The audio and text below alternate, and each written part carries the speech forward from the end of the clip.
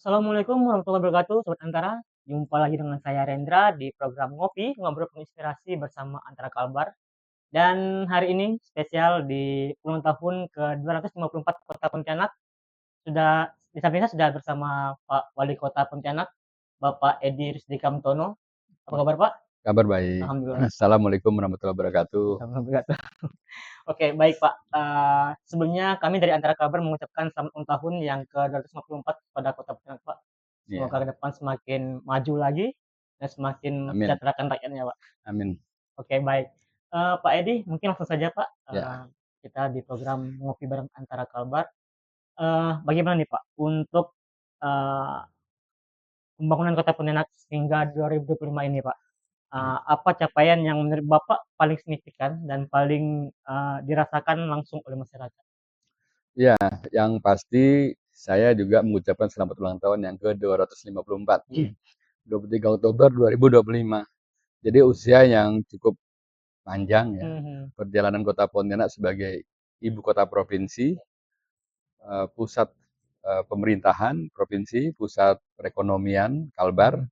dan juga pusat pendidikan. Mhm. Dengan luas yang hanya 118,2 kilometer persegi, Mhm. di di apa di tengahnya ada Sungai Kapuas yang membelah wilayah ya, Sungai Kapuas dan Landak, jadi terbagi utara, timur, dengan selatan, barat, kota dan tenggara. Mhm. Kota Pontianak sekarang sebagai kota perdagangan dan jasa karena memang lahan kita terbatas, Iya. pusat perekonomian Kalimantan Barat, dan juga jumlah penduduknya sekarang sudah mendekati 700.000 jiwa. Ya. Mhm. Nah, sekarang ini kita rasakan dengan perkembangan pertumbuhan perekonomian tidak hanya Pontianak tapi juga Kalimantan Barat. Mhm. Jadi arus distribusi barang, kebetulan kita memiliki pelabuhan sungai Iya, iya. yang salah satu pelabuhan sungai yang sangat sibuk ya, Mhm. karena rata-rata satu hari itu bisa mencapai sampai 300 tius atau kontainer Iya, termasuk yang masuk gitu, mhm. yang beroperasi. Mhm. Nah ini menggambarkan kesibukan sebuah kota dengan perekonomian yang terus bergerak, ya. Mhm. Nah sehingga kita rasakan dampaknya. Dampaknya tentu ada yang secara positif adalah distribusi yang sangat lancar, tapi Mhm. dampak yang negatifnya atau tidak menguntungkan bagi kita adalah masalah transportasi, kemacetan, keselamatan, dan Mhm. juga kepadatan di hampir ruas-ruas jalan utama. Nah, kita sekarang melihat setelah kita periode pertama saya adalah dihadapkan dengan pandemi Betul COVID-19 sekali, Pak. 2020, Iya. itu terasa sekali adanya penurunan-penurunan capaian-capaian yang sudah kita Mhm. targetkan di 2019, 2018 RPJMD Mhm. kita, ya seperti pertumbuhan ekonomi melambat, pengangguran meningkat, angka Mhm. kemiskinan meningkat, ya. Iya. Dan itu kita rasakan karena memang pada saat itu kita lakukan tidak cooling down secara penuh, Mhm. tapi physical distancing. Jadi tahun 2020, 2021. Setelah itu 2022 kita recovery dan alhamdulillah kita bisa cepat recovery kita sehingga Mhm. bisa meningkatkan lagi pertumbuhan ekonomi dan apa namanya aktivitas masyarakat semakin lebih baik. Nah di periode kedua ini 2025 secara umum kita bergerak, tetapi secara APBD ada istilah Impres nomor 1 Mhm. 2005 tentang penghematan. Iya, efisiensi anggaran, Pak. Nah, penghematan ini Mhm. dampak positifnya adalah mengurangi belanja-belanja yang rutin kayak perjalanan dinas, Mhm. pembelian ATK, terus belanja barang jasa lainnya yang bisa ditunda. Nah, ini diprioritaskan untuk menunjang program asas-citanya Bapak Presiden. Mhm. Seperti misalnya BPJS kesehatan, ya kita Mhm. tingkatkan sehingga kita mencapai angka UHC Mhm. 98,3%. Iya, udah hampir 100%, Pak, ya. Ya, terus yang kedua kita menunjang program apa pemutusan atau pemberantasan penyakit menular Mhm. TBC. Itu kita larikan ke sektor pendidikan. Mhm. Tapi tidak kalah penting adalah program di kota kita mengutamakan penanganan masalah genangan dengan Mmm, program turap turap turap menurap beberapa parit yang kita rasakan perlu diamankan mhm, penambang basahnya dan juga pengerokan ataupun pemeliharaan berkala iya iya, dan rutin untuk memperlancar arusan air, mhm, aliran air aliran apabila air, terjadi musim hujan. Nah, ini yang kita lakukan. Nah, di 2026 memang terjadi lagi pengurangan dana transfer daerah. Ini juga sangat berdampak program yang sudah kita susun iya kemarin, iya iya, masa kita rekomposisi ulang untuk kita mengutamakan program-program yang memang menjadi kebutuhan masyarakat. mhm. Pengaruh besar nggak Pak bagi program Kota Pontianak Pak, dengan adanya rekomposisi anggaran ini Pak?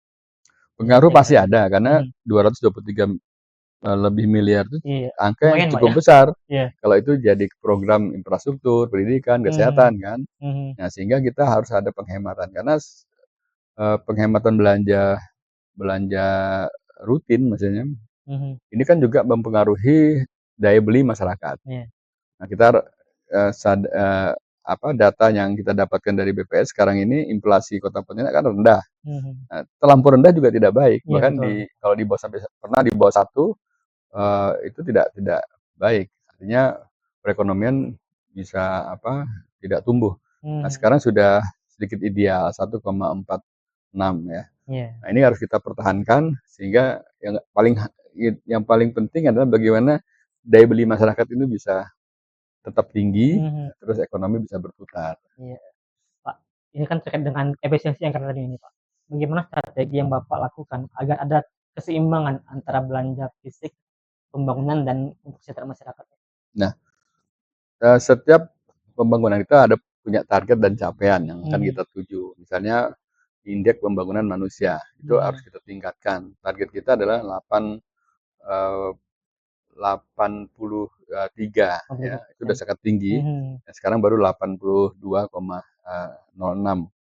Nah, untuk mencapai meningkatnya angka indeks pembangunan manusia ini pertama adalah kan sektor pendidikan, mhm, sektor kesehatan dan daya beli masyarakat, iya, kesejahteraan.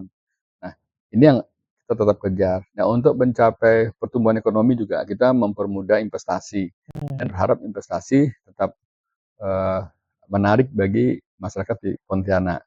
Karena kalau misalnya investasi itu tumbuh, ini akan mhm, menampung tenaga kerja dan ekonomi juga akan bertumbuh, akan mhm, akan naik. Kalau ekonomi sudah naik, artinya masyarakat mampu untuk membayar pajak, iya mampu iya, belanja. Nah, ini kita harapkan sehingga pembangunan kita upayakan yang bisa berdampak terhadap multiplier effect terhadap pertumbuhan ekonomi tersebut. mmm, Infrastruktur juga menjadi salah satu faktor penentu untuk pertumbuhan ekonomi. Jadi kita tetap akan memantapkan beberapa ruas jalan ya, mhm, yang ada di Kota Pontianak, baik itu jalan kota yang sekarang sudah di atas 90% mantap, iya, terus jalan lingkungan, jalan komplek termasuk drainasenya mhm, dan juga trotoar.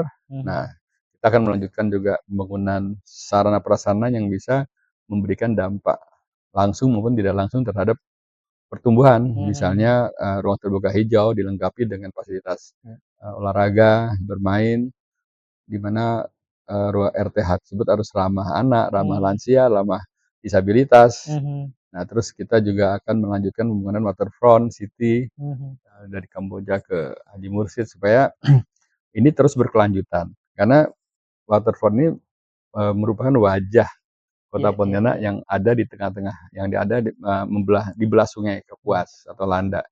Sehingga aktivitas masyarakat secara arif, secara mhm, lokal itu bisa tetap masih berlangsung sesuai dengan kondisi kota kita yang yang sebagai kota sungai karena mhm, memang dipotong Sungai Kapuas sebagai wajah, tapi juga secara ekonomi otomatis karena di situ akan terjadi interaksi, akan mhm, terjadi tumbuhnya UMKM, iya iya banyaknya pendatang misalnya, ada banyak pengunjung di iya, sana.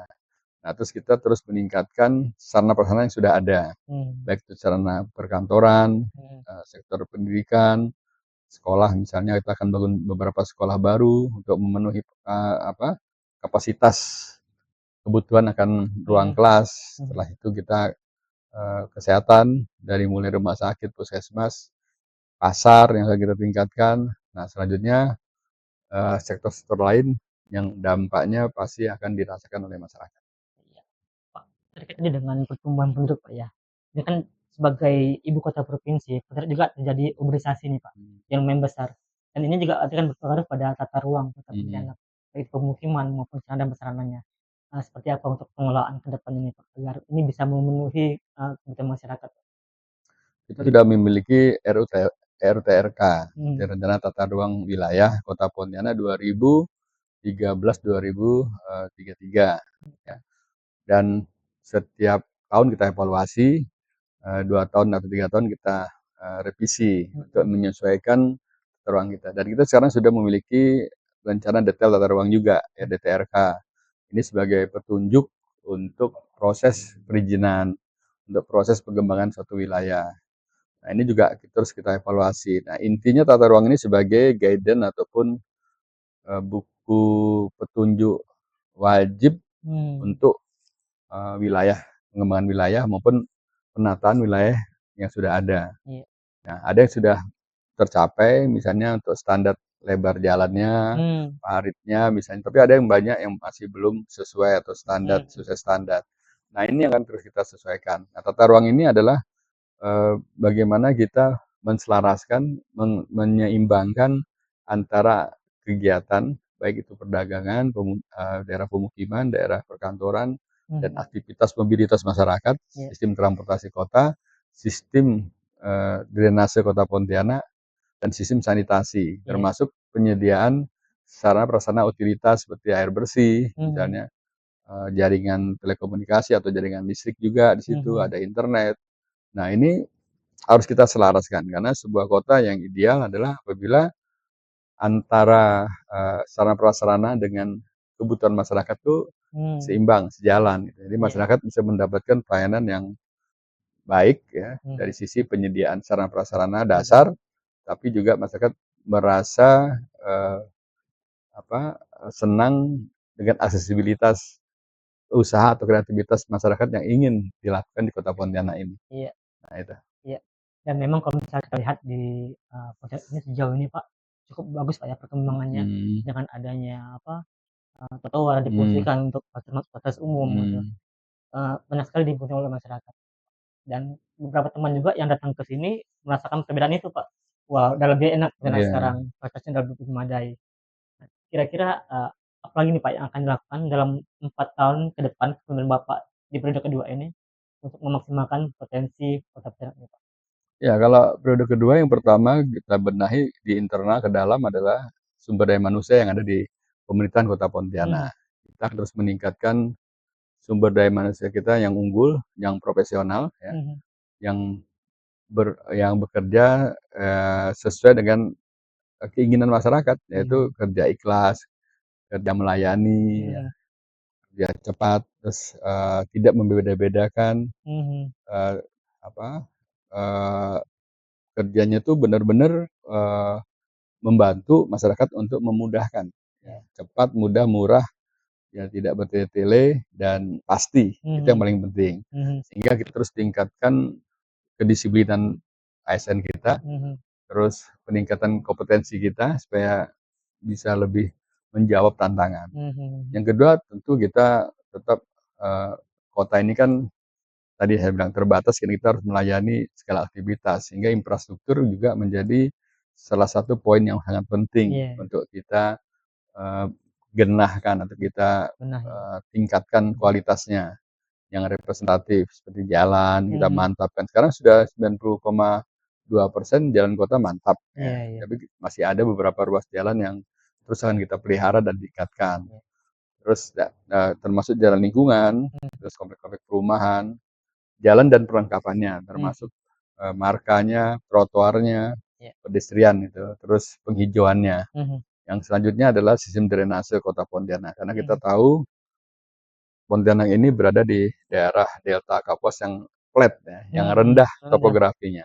Dan ini sejak dulu atau sejak kecil-kecil sudah terbiasa dengan kubangan air kalau iya, air dengan pasang, banjir, apalagi ya, air banjir pasang rob, plus hujan, mhm, ya apalagi banjir rob, mhm, tambah lagi hujan misalnya mhm, bersamaan. Itu udah terbiasa kita menghadapi genangan.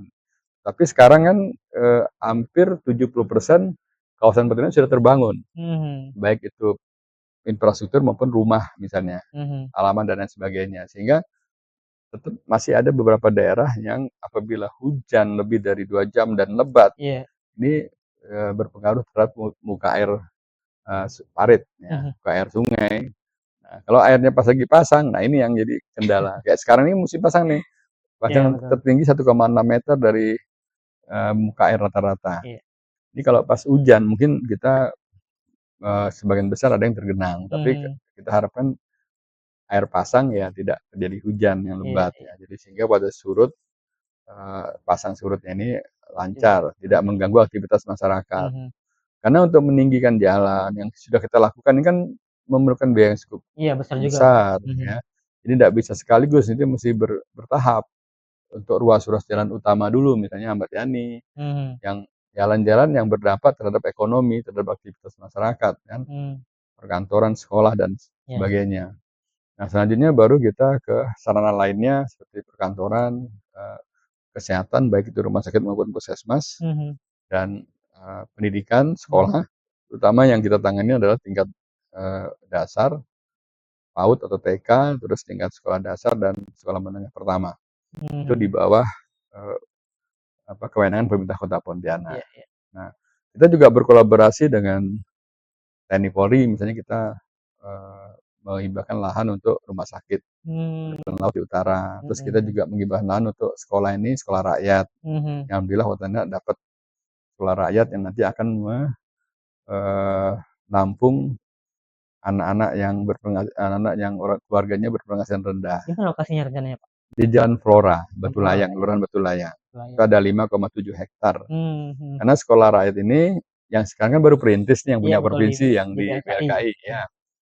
Itu, boarding. Jadi Mhm. anak-anak memang yang kita seleksi, yang memang mereka dari keluarga yang tidak mampu, Mhm. yang istilahnya, perlu bantuan. Mhm, mhm. Nah, ini kita boarding-kan dari SD sampai lulus SMA.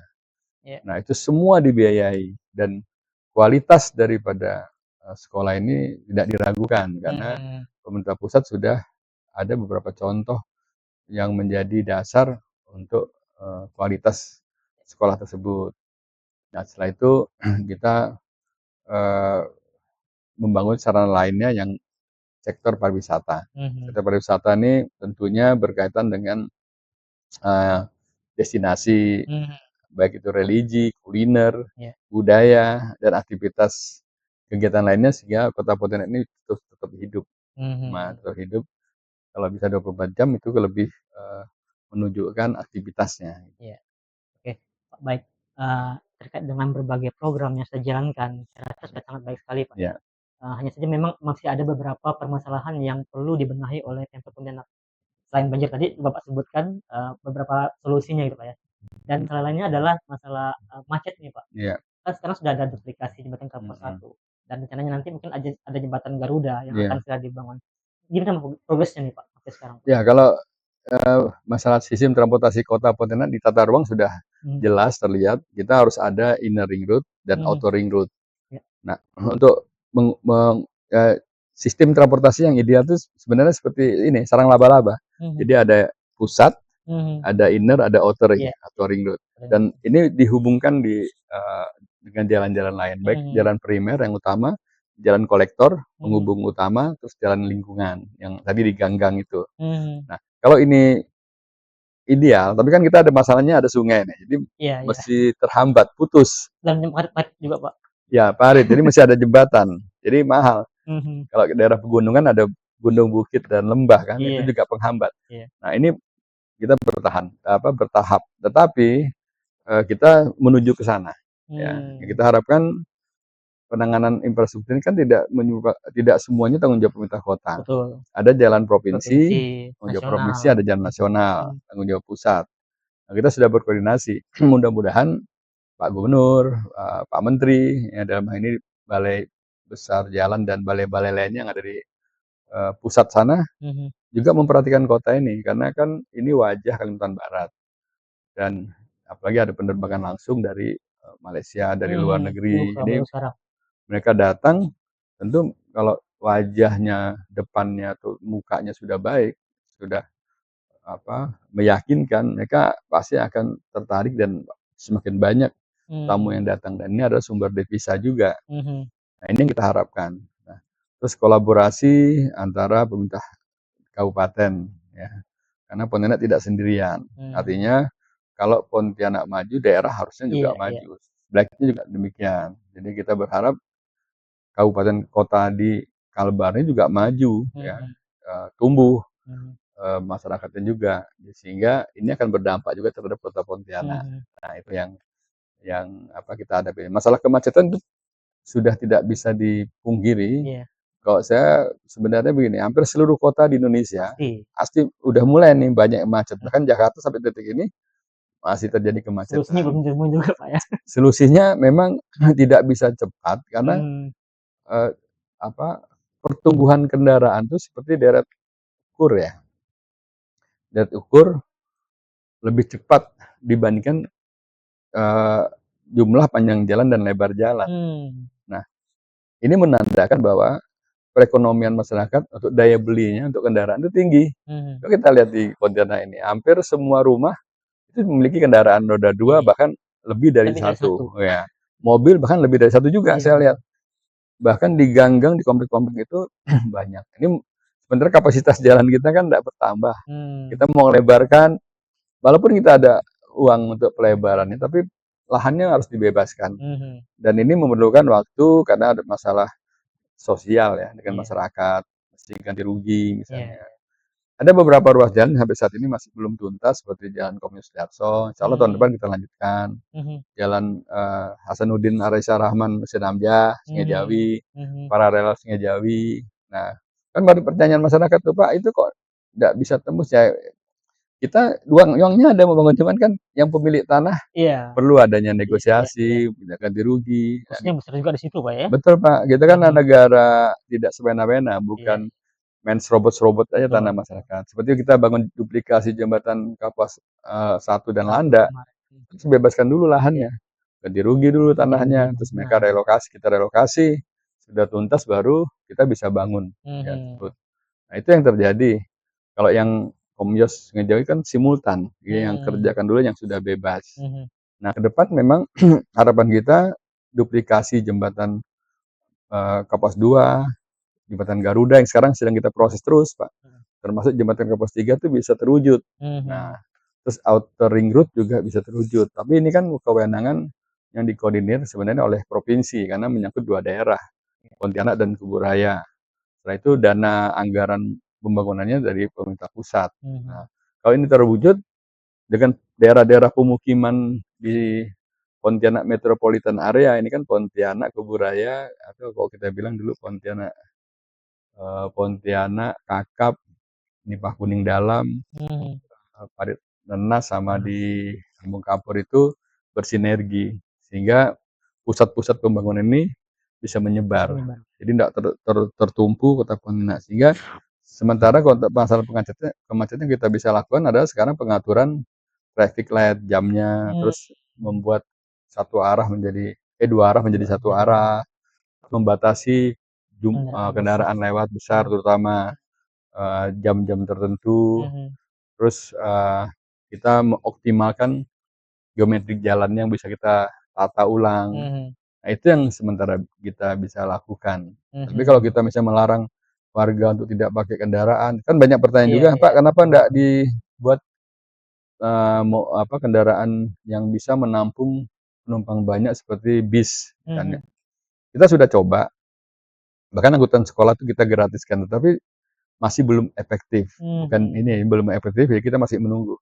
Karena kapasitas jalan kita kecil, pendek-pendek, bisnya terbatas, sehingga ujung-ujungnya larinya mereka pakai motor lagi. Lebih efektif. Terus, Pak, kalau untuk kendaraan umumnya di Kota Pontianak, ya alhamdulillah yang berbasis online juga banyak. Seperti Grab itu saya hitung udah 3.200. Ojek maksudnya. Grab itu udah di atas 600, Maxim udah di atas 1.200 kendaraan. Nah, itulah yang sekarang melayani masyarakat terkait dengan angkutan umum. Offlet aja sudah beberapa yang tidak jalan, tidak jalan karena tidak break even. Oke, baik. Ini pertanyaan terakhir saya nih. di usia yang 254 ini Pontianak ada yang baru nih saya lihat, di Mhm. mana Pemkot Pontianak memanfaatkan pasar tengah menjadi pusat Iya UMKM, pusat kuliner UMKM saat iya. malam. Seperti apa bagusnya nih, Pak? Ya kita berupaya untuk melihat peluang dan potensi Hmm, yang ada di sejengkal tanah di Kota Pontianak, sekecil apapun iya. yang berpotensi. Nah, sekarang kan pasar tengah kita coba, rubah wajahnya, tapi tidak merubah bentuk dan, ini bangunan, Mhm konsepnya, mhm. tapi wajahnya bisa kita manfaatkan untuk kuliner malam Iya misalnya. iya.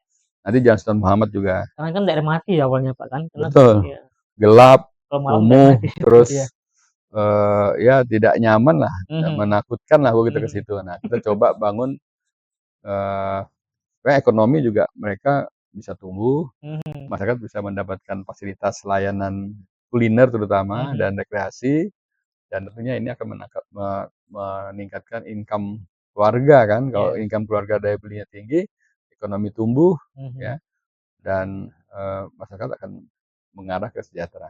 mhm. Oke, Pak, eee, menutup program ngopi hari ini, Pak, mungkin harapan Bapak seperti apa nih sebagai wali kota Pontianak di usia yang ke-254 ini, Bapak punya gambaran seperti apa untuk Pontianak dan masyarakatnya, Pak? Kalau saya sih, eee, bermimpi dan berharap tidak yang muluk-muluk, tapi bagaimana masyarakat Kota Pontianak ini bahagia. Mmm, Tentu itu harus sejahtera. mhm Nah, untuk bahagia dan sejahtera ini, masyarakat Pontianak akan harusnya mendapatkan kemudahan dalam akses pendidikan, mhm kesehatan, terus apa namanya, akses, pelayanan lainnya. mhm Mereka bisa berimprovisasi untuk mengembangkan bakat dan minat, terutama anak-anak muda. mhm Sehingga kalau kota ini, sehat, kota ini aman, benar itu yang menjadi idaman, penduduk kota, ya. mmm, Beribadah aman, nyaman, iya, mau beraktivitas, mau belanja, mau apa, mau melakukan aktivitas lainnya pun juga mobilitasnya enak, nyaman. Itu mmm, itu adalah, suasana, batin dari pasti keinginan sebagian besar warga Kota Pontianak. Nah, oleh sebab itu, target saya sebenarnya ke arah sana. Kita terus mhm, menuju ke arah bagaimana warga kota indeks kebahagiaannya meningkat. meningkat, iya. Oke, baik. Pak, terima kasih Pak sebelumnya sudah bersedia, ngobrol bersama Iya kami di Antara Kabar, Pak. iya, Semoga bisa, bertemu lagi di program berikutnya. amin. Iya, terima Ya, kasih. baik, sahabat Antara, demikian, program ngopi saya bersama Pak Edi, Wali Kota Pontianak. Semoga bisa menginspirasi sahabat Antara semua. Lebih kurang saya mohon maaf dan terima kasih banyak kepada Pak Edi. Iya. Akhir kata, assalamualaikum warahmatullahi wabarakatuh, selamat siang. Waalaikumsalam warahmatullahi wabarakatuh. Terima kasih.